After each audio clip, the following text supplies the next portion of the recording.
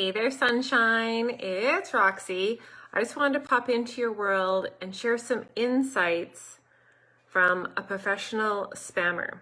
Yep, me, a professional past Facebook spammer. And this is an uncomfortable conversation because I don't normally talk a lot about my story. I don't talk a lot about what is going on within my world. But I had a girlfriend ask me, Roxanne, how did you get to the sunny side? How did you make the shift from doing so many things wrong within your network marketing businesses back in the day, back when I first got into this industry in 2013, when I had lost all my credibility, basically as a human being on Facebook, all of my influence through my warm market, my friends and my family, toasted and burned those bridges, definitely. I had a dead business and I had zilch for engagement on my wall. How can you build forward? How can you come back? How can you get back into the game after being in such a really sucky, going through a lot of struggle and doing so many things wrong? I wanted to share with you guys tonight 8 tips, okay? So you might laugh with me, you might cry with me, but I'm sharing these things is because I want you guys to understand that it's at any time we can decide to make a shift, to make a change, to turn it around, okay? This is a big ship, but we can turn it around. So let's hop into this because I think about this, and you guys can definitely mash those emojis. Tell me if you've done some of these things, okay? Let me know that I am not alone, okay? Let me know if you've done some of the things. I'm just gonna rattle off a few of them because I want you to be able to connect. I want you to be able to understand, okay? I didn't do things right at the beginning, not at all, okay? So have you ever done the post-it boards, those notification boards in town where you can pop up your flyer, okay? Pop up a banner, give out some brochures. Did you leave them strategically at your workplace? So when people will come in on their work breaks, they might see a pamphlet or a flyer or a catalog, and they might order and then ask you questions. Or did you find them in the garbage? Okay.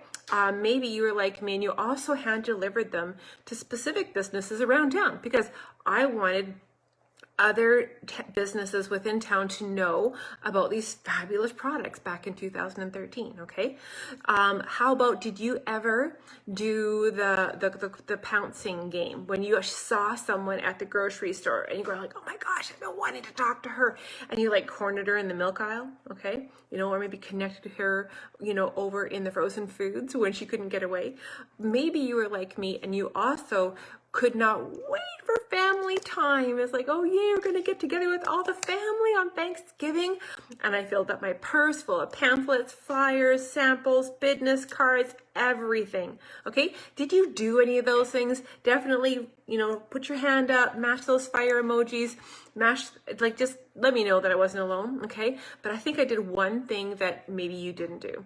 Did you actually ever include samples and a business card and a flyer in your Christmas letter? Your Christmas letter in 2013, I remember doing that. And had the whole letter all written out, and then actually at the end saying hey, P.S. enjoy the flyer, if you have any questions or all that stuff. Yeah, yep, did that. Makes me feel really squeamish, and I am so sorry if you were a friend or a family member and you were part of that world at that time. I just wanted to let you know it's I was doing what I was being trained to do, okay? Which was basically accidentally on purpose pushing all of my friends and family away. I was the spam queen, and in a very short period of time, I had burned through my warm market. I had no more influence. I had no more credibility. I had no more visibility on my Facebook wall. Okay, I had a dead business for over 8 months. So that's where I had to restart from scratch, completely from scratch. And I remember being in tears one day, and I remember crying. I was in tears. I cried a lot on those last 8 months. A lot of tears. And I asked Bob, I was like, I don't know what's wrong. It's not working. They told me to post more. They told me to talk to the same people over and over again and reach back out to my list of 100 people and send out this cut, copy, paste messages. And it's just not working. And I remember Bob saying, he goes like, babe, go have a look at your upline's Facebook wall. Like, go have a look at hers and tell me if it looks like yours. And that's when I had my big wake-up call, a huge wake-up call. It's like my timeline did not look like anything like her timeline. So that's where I was. So I used that when I realized that my timeline didn't look like her timeline, as this able to have this ability of a reset and restart. So I pretended. Tip number 1. I decided from that moment right then, I was going to pretend I was a brand new Roxanne. I was a brand new Roxanne going to a brand new school or a brand new college, and nobody knew me. Okay? That's what I want, because I really wanted to forget the horror story. Okay? I really did want to forget that. Okay? I felt sick. I felt gut kicked. I knew that something wasn't working because everything they were telling me to do wasn't working. So, and I knew that, it didn't have to be this way. So tip number 1, I pretended I was going to go to a new school and I was going to remake myself. I was going to give myself a makeover. Okay. So that was the first tip. So I decided I was going to come to Facebook and show up every day and just pretend I'm a different person. I'm going to share more about what's going on in my world. And I'm going to be no more ixnay to the post day of anything to do with products, ingredients, nothing. So I was doing nothing to do with business anymore on my timeline wall at all, ever. Okay, that was my instinct. So I was like, okay, well, I'm just going to pretend I'm a new person, and this is a new Roxanne, and she doesn't post like that. She doesn't do those things. Okay, because I didn't want to feel that way. Because you guys know I'm all about more bless, and less stress. So that's how this whole ramification of recreating myself online began, because I didn't want to feel those feelings anymore. I didn't want to cry anymore. I didn't want to, like, all those energies and emotions that were going through me. And I know if you've been in network marketing, you know exactly what I'm talking about. So that was the first one. Tip number 2 is I knew that it's like, well, if I ever want to come back into this industry, if I ever want to think about this again, then I need to pivot and I need to make new friends. Because if I'm going to a new school and I'm going to be a new Roxanne, and this means I'm going to have to make new friends, because we know that new friends are the potential new blood of a business venture. At that time, I had a dead business. I wasn't building a business anymore, but what I was trying to do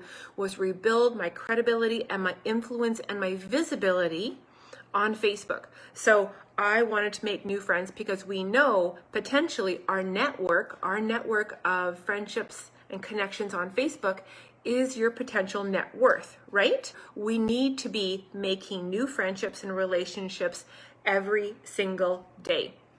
Okay, so I made it a goal. Like, I was making 10 to 12 or sometimes more friends a day.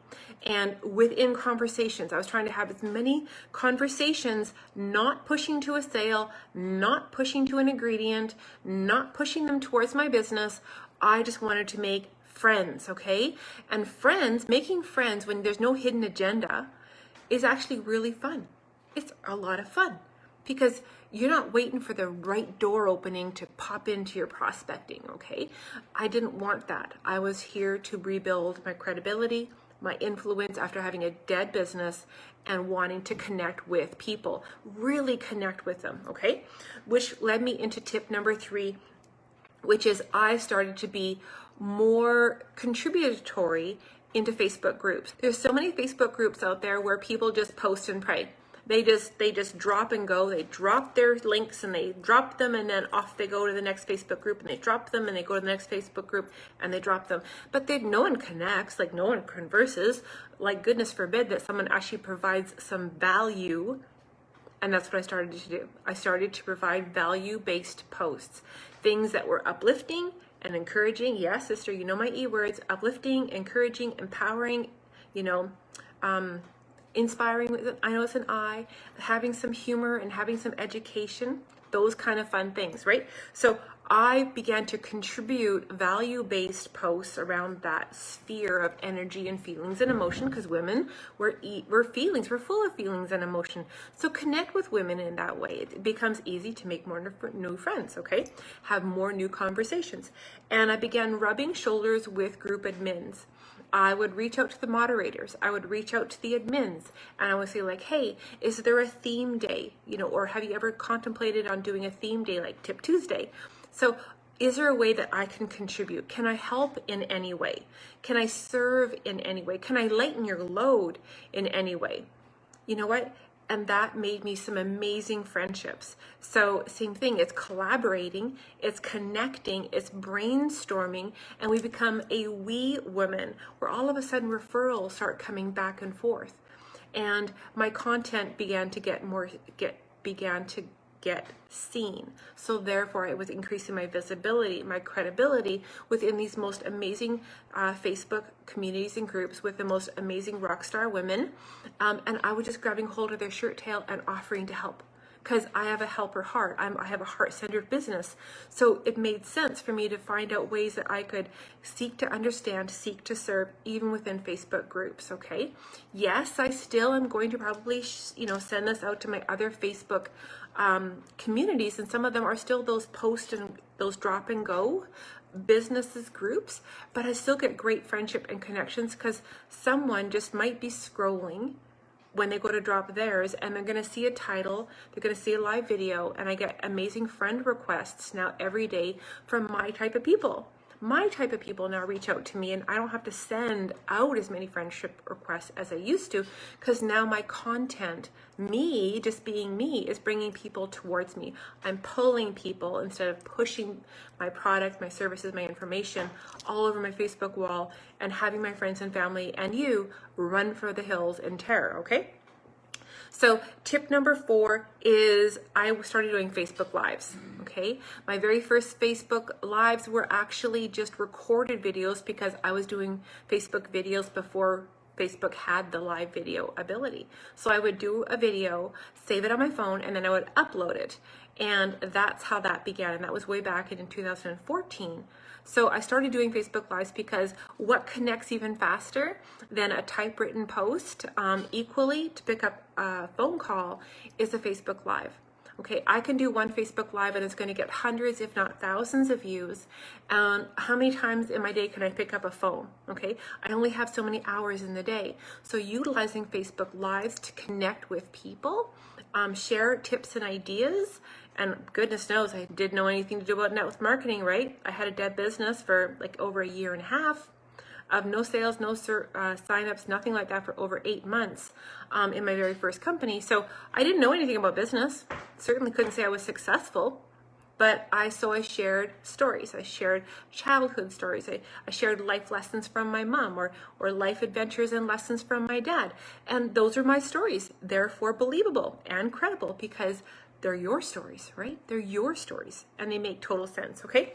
So that was, Facebook Live was a game changer, okay? My very first opportunity to collaborate and connect in a co-written book, it became an international bestseller. And it was because I was doing Facebook Lives and someone saw my Facebook Live.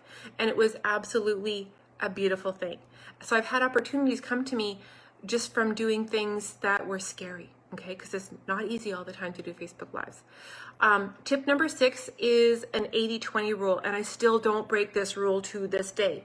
I even try to really hard not to break it on Facebook stories. Occasionally I push the edge, I know I do, but 80-20, okay? Content.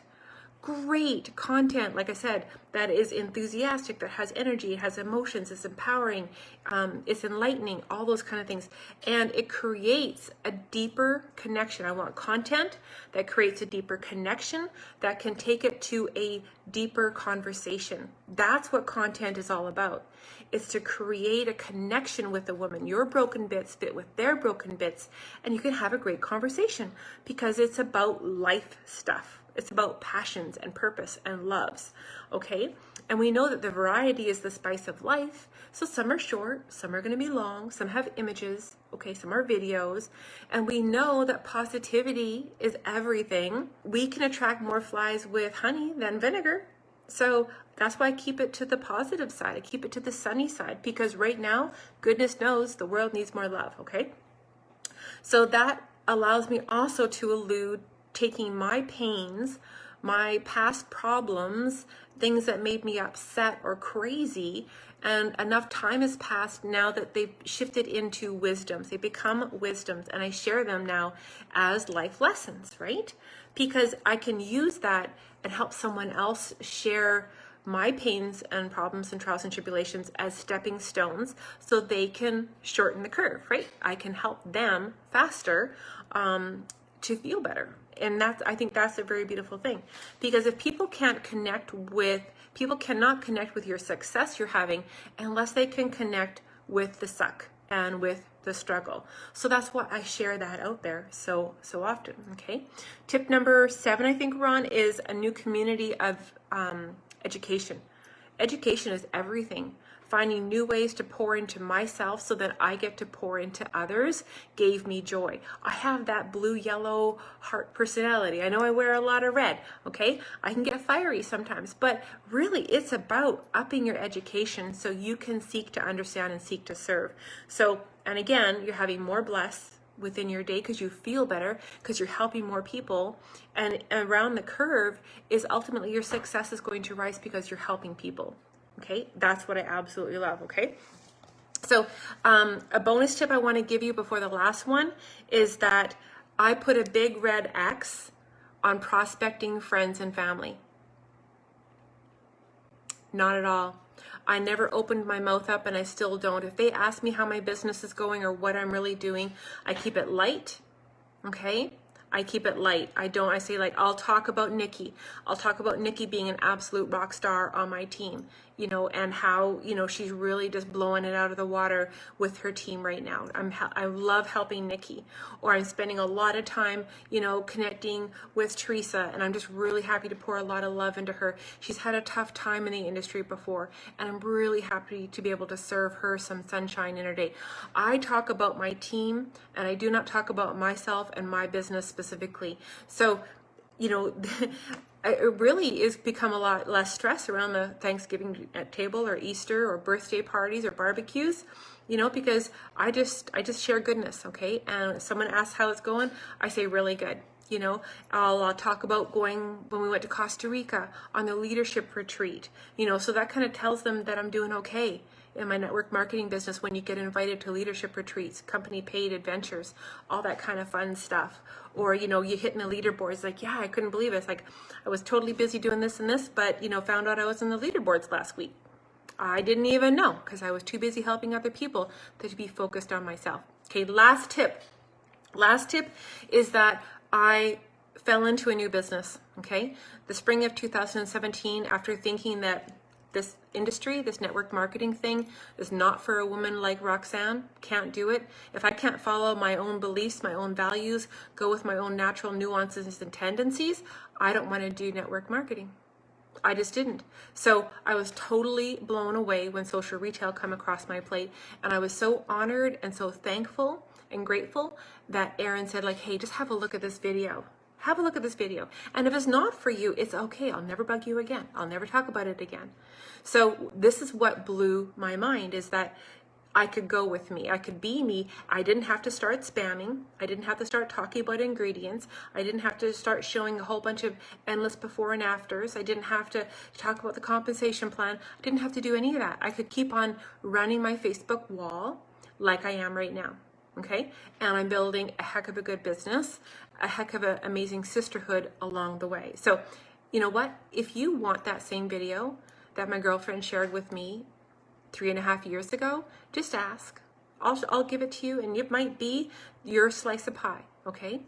Because online, shopping online, business online, it's not going anywhere.